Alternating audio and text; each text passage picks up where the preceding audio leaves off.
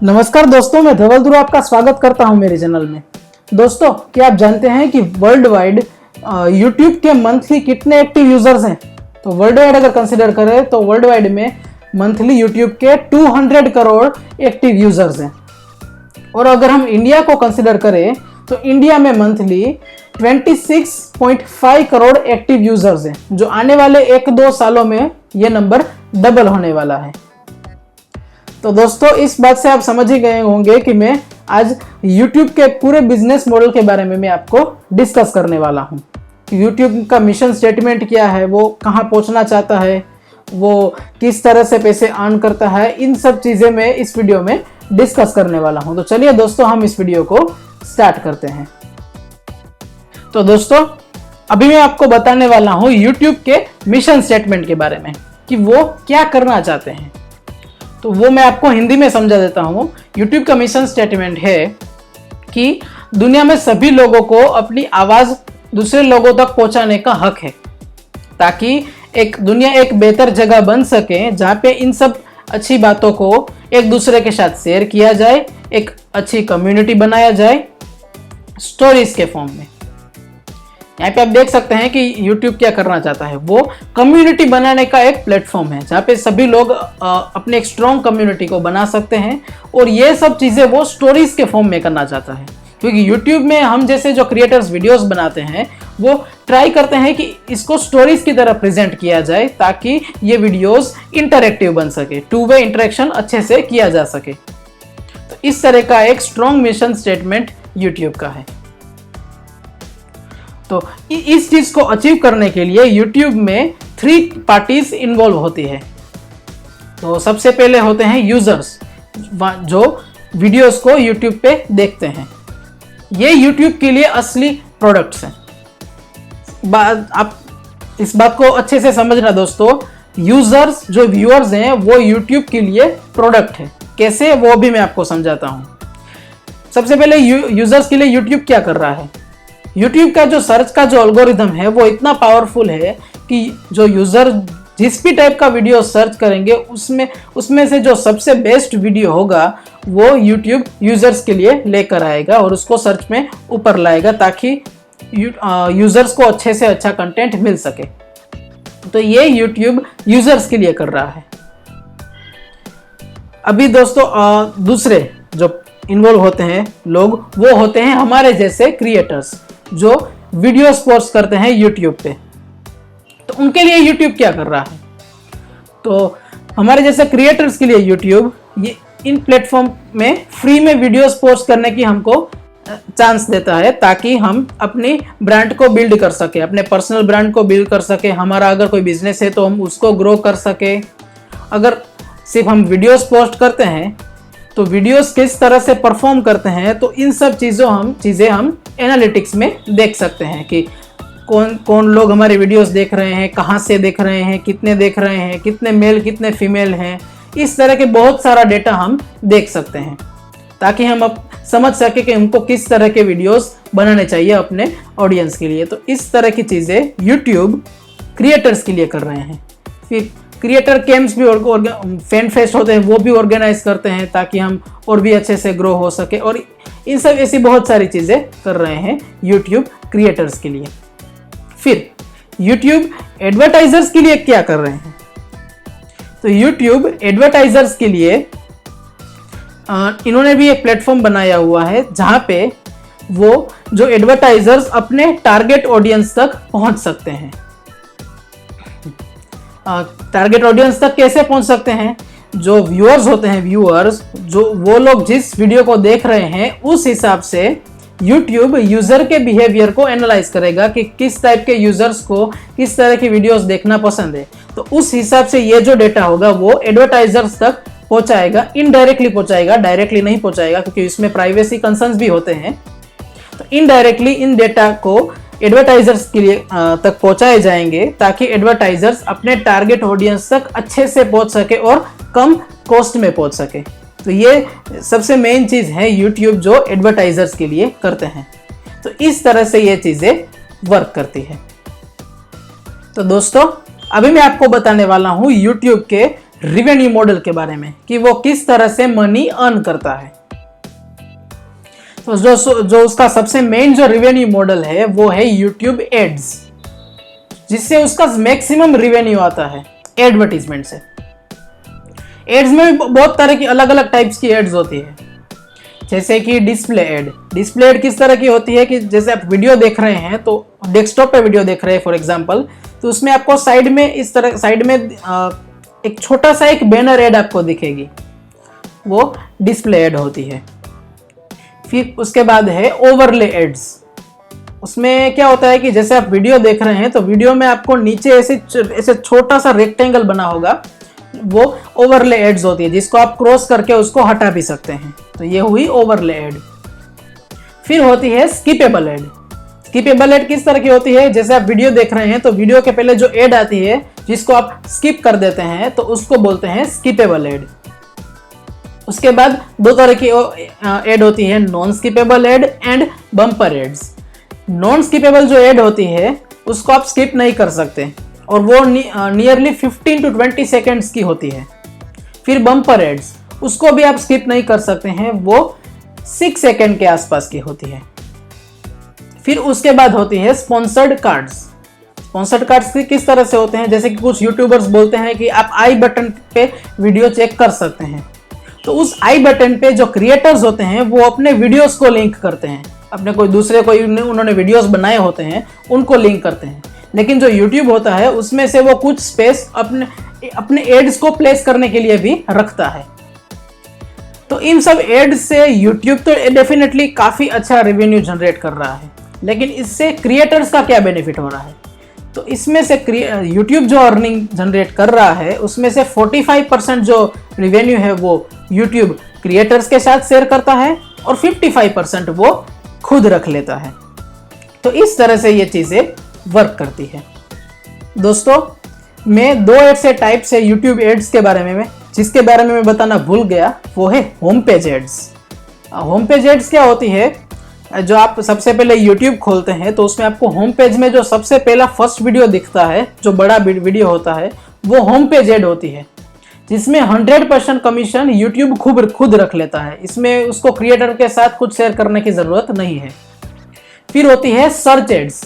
आप कोई भी वीडियो यूट्यूब पे सर्च करते हैं तो उसमें सबसे पहले ऊपर कुछ एड्स आती हैं, तो वो सर्च एड होती है। उसमें भी 100% कमीशन यूट्यूब खुद रख लेता है। तो ये जो दो एड्स थी वो उसके बारे में बताना मैं भूल गया था। फिर उसके बाद जो यूट्यूब का जो रेवेन्यू सोर्स है वो है यूट्यूब प्रीमियम।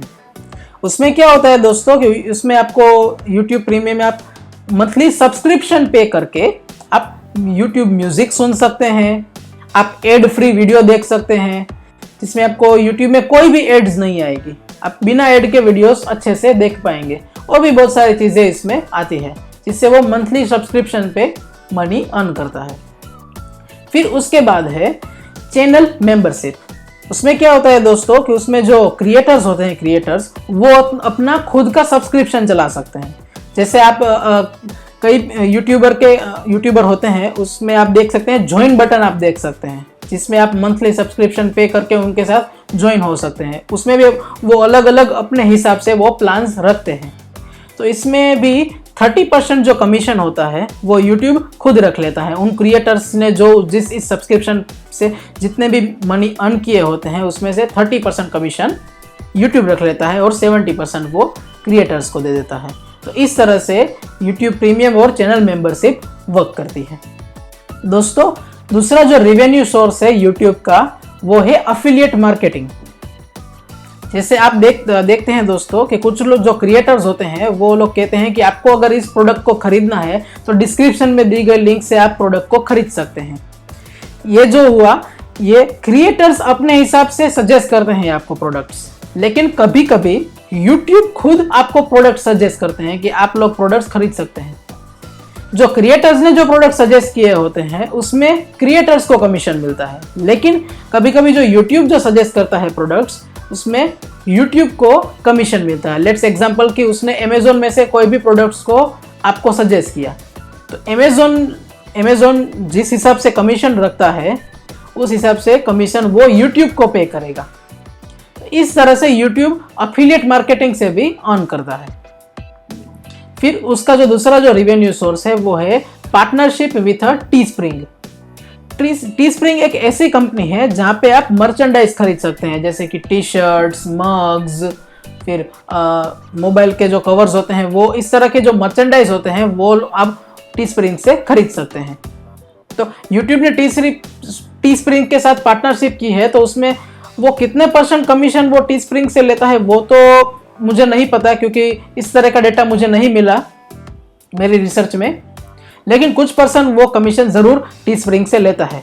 उसमें क्या होता है कि जो क्रिएटर्स होते हैं, हमारे जैसे क्रिएटर्स, वो लोग अपने हिसाब से डिजाइन्स बनाते हैं, टी शर्ट्स की और मग्स की और इन सब चीज़ों की डिजाइन्स बनाते हैं और वो अपने यूट्यूब चैनल पे सेल करते हैं। जहाँ पे आप देखते हैं कि अगर आप कोई भी वीडियो आप देखते हैं, आप नीचे स्क्रॉल करेंगे तो कभी कभी आपको उसमें मर्चेंडाइज दिखेगी, तो जिससे क्रिएटर्स भी अर्न करते हैं, ये जो टीस्प्रिंग जो कंपनी है वो भी अर्न करते हैं, और YouTube ने उसके साथ पार्टनरशिप की हुई है, इसलिए YouTube भी अर्न करता है। इसमें सभी लोगों का फायदा है, ये हुई विन विन सिचुएशन।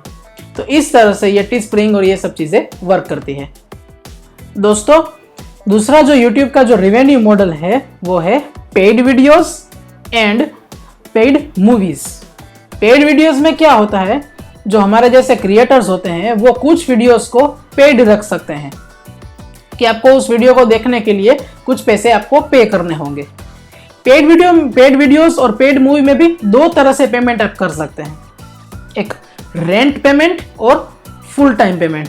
दोनों का मीनिंग आपको मैं समझा देता हूँ। रेंट पेमेंट में क्या होता है कि आप अगर उस पर्टिकुलर वीडियो को रेंट पे लेते हैं तो उसमें आपको 48 आवर्स तक का टाइम मिलता है उस वीडियो को देखने के लिए।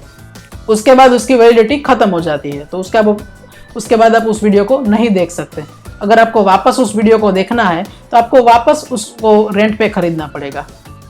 और दूसरे तरह का जो पेमेंट मेथड है वो है लाइफ टाइम परचेजिंग। उसमें क्या होता है कि अगर आप सिर्फ एक ही बार आपको उसमें पैसे पे करने होंगे, एक बार आपने पैसे कर दिए तो आप हमेशा के लिए उस वीडियो को अपने पास रख सकते हैं और उसको कभी भी देख सकते हैं। तो इस तरह से पेड वीडियोस और पेड मूवीज, जो मूवीज भी YouTube सेल करता है और क्रिएटर भी अपने हिसाब से पेड वीडियोस रख सकते हैं। और इस तरह से इसमें दो तरह का जो रेवेन्यू मॉडल है वो YouTube अर्न करता है उससे। उसके बाद जो है उसका रेवेन्यू मॉडल वो है YouTube फेमबिट एक्विजिशन। अब फेमबिट क्या है? YouTube ने फेमबिट नाम की कंपनी को अक्वायर किया है। फेमबिट क्या करता है कि वो जो ब्रांड्स होती हैं, कंपनीज और इन्फ्लुएंसर को एक प्लेटफॉर्म पे कनेक्ट करता है।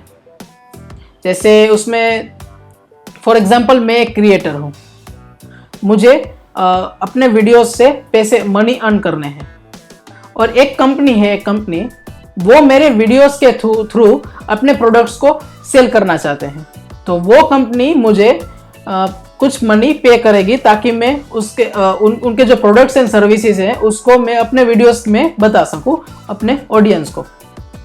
लेकिन इस तरह की कंपनी वो मुझ तक कैसे पहुंचेंगे, मैं एज अ इन्फ्लुएंसर उन कंपनीज तक कैसे पहुंचूंगा, किस तरह से ये चीज़ें उस कैंपेन को चलाया जाएगा, तो इस सब चीज़ें होती हैं वो फेमबिट मैनेज करता है कि क्रिएटर्स और इन्फ्लुएंसर को एक दूसरे के साथ कनेक्ट करता है और उन लोगों के बीच में ट्रांजैक्शन करवाता है मनी का और कैंपेनिंग का, और उसमें से वो 10% कमीशन वो फेमबिट रख लेता है। तो YouTube ने इस कंपनी को अक्वायर कर लिया है ताकि जो ये फेमबिट का जो पूरा बिजनेस है वो YouTube अपने हिसाब से मैनेज कर सके। उसके आप वेबसाइट पे चेक कर सकते हैं। अगर आप इन्फ्लुएंसर हैं तो आप वहाँ पे देख सकते हैं कि अगर आप किसी कंपनी को कांटेक्ट करना चाहें तो वो आप कर सकते हैं। और अगर आप कोई कंपनी है तो आप किसी इन्फ्लुएंसर को भी कांटेक्ट कर सकते हैं उस फेमबिट नाम की वेबसाइट में। तो इससे भी YouTube काफ़ी एक अच्छा रेवेन्यू जनरेट कर पा रहा है। तो दोस्तों, अगला जो YouTube का जो रेवेन्यू मॉडल है वो है super chat and super stickers. उसमें क्या होता है दोस्तों, जैसे कोई क्रिएटर है, हमारे जैसे क्रिएटर कोई वो लाइव वीडियोस कर रहे हैं, तो लाइव वीडियोस करेंगे सॉरी दोस्तों, लाइव वीडियोस करेंगे वो, तो वहाँ पे वो लाइव चैट भी, उसके जो व्यूअर्स होते हैं वो लाइव चैट भी कर सकते हैं। तो उसमें क्या प्रॉब्लम होती है क्रिएटर को कि वो सभी चैट्स को आंसर नहीं कर पाते। इस प्रॉब्लम को समझ के यूट्यूब ने सुपर चैट का फीचर अनाउंस किया है। वहाँ पे क्या होता है कि जो व्यूअर होता है वो अपने हिसाब से पैसे पे करता है क्रिएटर को, ताकि उसका जो चैट हो वो हाईलाइट हो सके, वो कलर में दिख सके। इसके लिए व्यूअर को पैसे पे करने पड़ते हैं। अलग अलग चैट की अलग अलग लेंथ के हिसाब से अलग अलग पैसे पे करने होते हैं। ये सेम चीज स्टिकर्स में लागू होती है। स्टिकर्स की भी अलग अलग प्राइस होती है, जो व्यूअर्स अपने क्रिएटर्स को सेंड करता है पैसे। उसमें से जो 30% जो कमीशन होता है वो यूट्यूब खुद रख लेता है और 70% वो क्रिएटर्स को दे देता है। तो दोस्तों आप देख सकते हैं ये इतना अच्छा, कितना बढ़िया बिजनेस मॉडल है यूट्यूब का। और मैं एक आखिरी चीज आपको बताना चाहता हूं कि अगर आप खुद एक यूट्यूब चैनल स्टार्ट कर रहे हैं तो आप इसमें से 2 चीजों का हमेशा ख्याल रखिए। सबसे पहले, एक तो कंटेंट ऐसा होना चाहिए जिससे आपके ऑडियंस का बहुत ज्यादा फायदा हो, उनको एक काफी अच्छी वैल्यू पहुंच सके। दूसरी चीज, आप वीडियोस इस तरह से बनाइए जिससे यूट्यूब का बिजनेस में फायदा हो, यूट्यूब का बिजनेस ग्रो हो। अगर आप यूट्यूब के हिसाब से सोचेंगे तो दोस्तों आप खुद अच्छे से ग्रो कर पाएंगे, क्योंकि अगर यूट्यूब को भी लगेगा कि ये मेरे बिजनेस को ग्रो करने की कोशिश कर रहे हैं, तो मैं भी उसके रिवर्स में भी इस यूट्यूब पर को आगे बढ़ाता हूं। तो इस तरह से आप सोच के अपने यूट्यूब चैनल को ग्रो कर सकते हैं। तो दोस्तों अगर आपको ये वीडियो अच्छा लगा हो तो आप ज़रूर अपने फ्रेंड्स के साथ इस वीडियो को शेयर कीजिए। अगर आपकी कोई सजेशन हो तो आप मुझे नीचे कमेंट में बताइए और मेरे चैनल को ज़रूर सब्सक्राइब कीजिए। Thank you so much for watching this video.